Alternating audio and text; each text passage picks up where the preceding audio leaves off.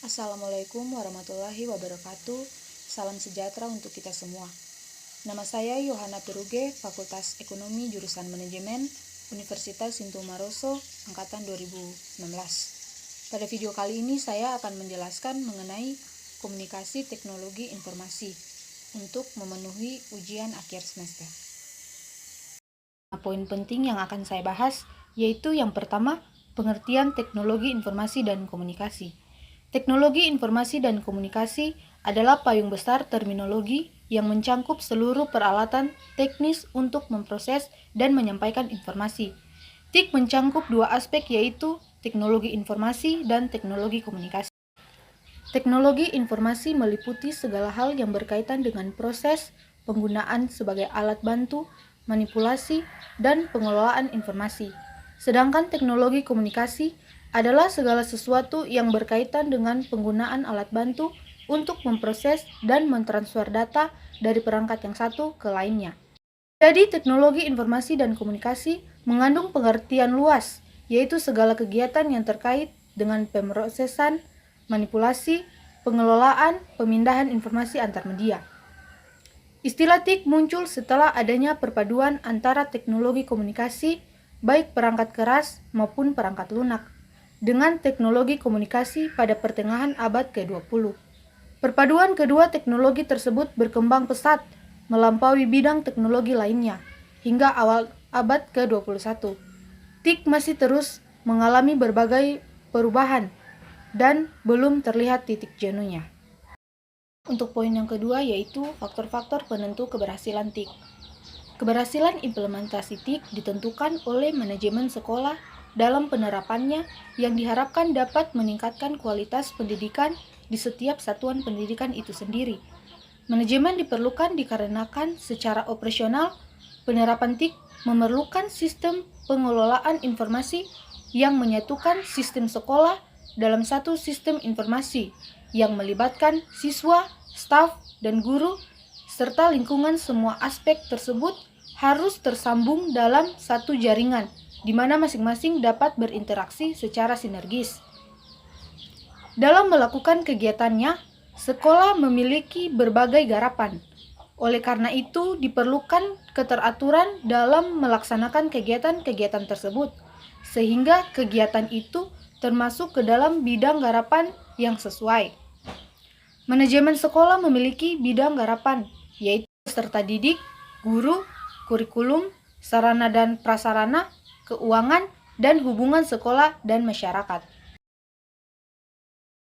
Kita masuk pada poin yang ketiga, penerapan TIK dalam dunia bisnis. Zaman sekarang ini adalah zaman modern. Hampir semua hal bisa dilakukan dari rumah, dari mulai membayar semua tagihan, baik berupa tagihan telepon, internet, TV berbayar, listrik, PAM, dan lain-lain. Dan semua bisa dilakukan dengan cara online. Kita tidak dapat memungkiri pentingnya teknologi informasi dalam kehidupan kita. Teknologi informasi telah menjadi bagian yang sangat penting dalam setiap rencana bisnis.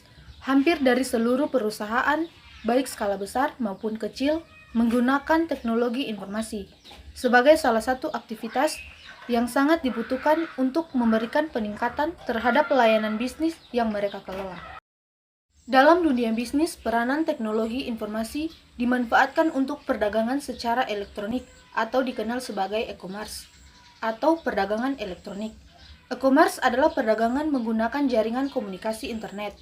E-commerce merupakan bagian dari e-bisnis di mana cakupan e-bisnis lebih luas, tidak hanya sekedar perniagaan, tetapi mencangkup juga pengkolaborasian mitra bisnis, pelayanan nasabah, lowongan pekerjaan, dan lain-lain.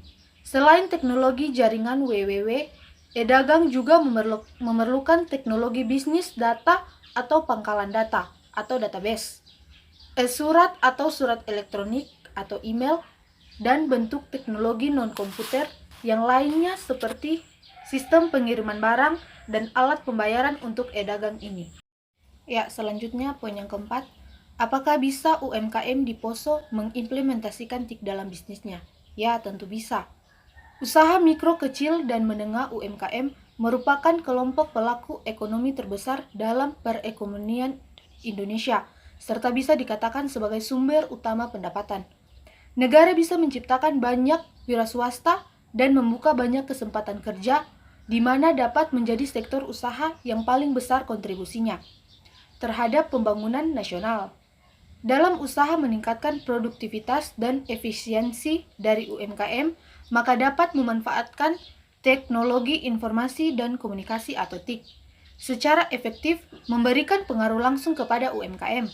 Pengaruh positif pada UMKM dapat menikmati berbagai keuntungan dari penggunaan TIK, di mana UMKM dapat melakukan komunikasi secara cepat, meningkatkan produktivitas, membangun peluang bisnis baru, dan mereka juga dapat terhubung ke jaringan global dengan jangkauan secara internasional. Implementasi dari TIK ini bisa dilakukan dengan menggunakan website dan email untuk meningkatkan kualitas layanan dan memperbanyak jaringan pelanggan. TIK juga dapat membantu UMKM dalam penghematan pengeluaran biaya operasional. Adapun pemanfaatan penggunaan TIK pada UMKM di Indonesia saat ini sudah didukung oleh ketersediaan infrastruktur seperti koneksi internet, jaringan telekomunikasi, harga yang kompetitif di antara operator dan internet provider, serta keamanan dalam penggunaan TIK, di mana tidak hanya menyangkut pengamanan secara fisik, tetapi juga pengamanan non-fisik, seperti lalu lintas atau transaksi melalui jaringan komunikasi.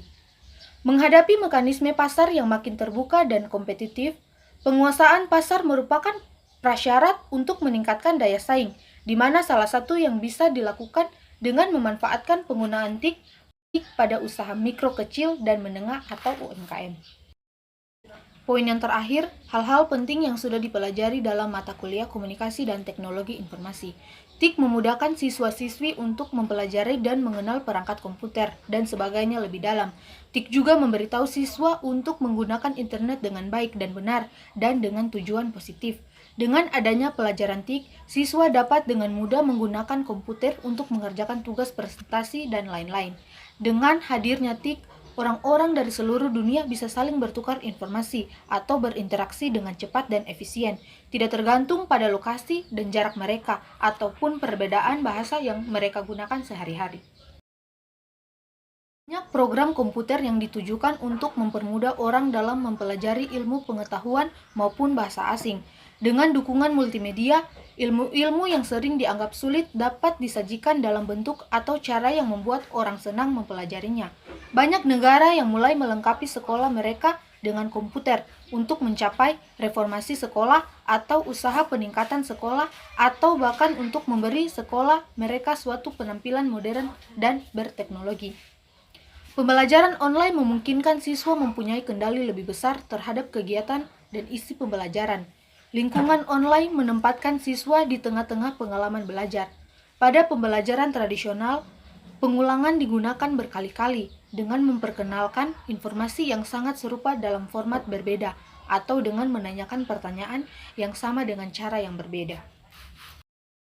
Sekian 5 poin penting yang dapat saya presentasikan pada saat ini. Lebih dan kurangnya saya ucapkan terima kasih.